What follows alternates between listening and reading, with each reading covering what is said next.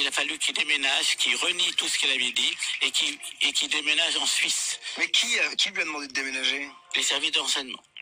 C'est-à-dire que les Des services... menaces. Mais vous savez qu'il y a des menaces. Mais et vous m'avez dit, en fait, quand on a préparé l'émission, vous m'avez même dit qu'il y avait des gens qui avaient été tués, Oui.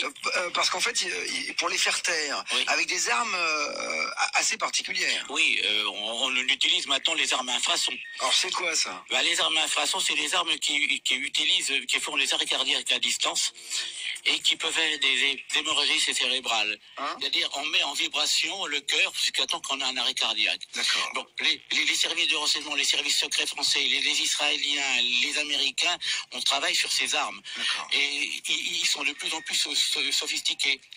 Donc ça passe dans des accidents tout à fait banals. Donc ça veut dire que vous êtes en train de me dire que les services secrets français ont utilisé en fait ces armes contre des gens qui voulaient parler. Voilà.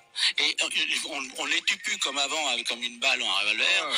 On les tue d'une façon tout à fait qui paraît rentre naturelle. tout le monde peut avoir un arrêt cardiaque. Ça fait partie malheureusement de notre vie. Mais on a des preuves de ça, Claude? Oui, on en a des preuves. Ah bon? Ouais. Mais qui On en a des preuves, mais là, bon, on peut pas en parler parce qu'il ne faut pas accuser, mais on en a des preuves, c'est sûr. C'est-à-dire qu'on sait qu'il y a des gens qui sont décédés d'arrêt cardiaque à cause de ces armes à infrasons, Oui, absolument. tenues par des services secrets français. Et autres, hein. Oui, bien sûr. Parce Enfin, que tous les agences de renseignement, quels qu'ils soient. Là, on n'a pas faut pas rentrer dans cette politique, mais je veux dire que, comme on peut parler, tiens, franchement, c'est l'ordre mondial qui commande.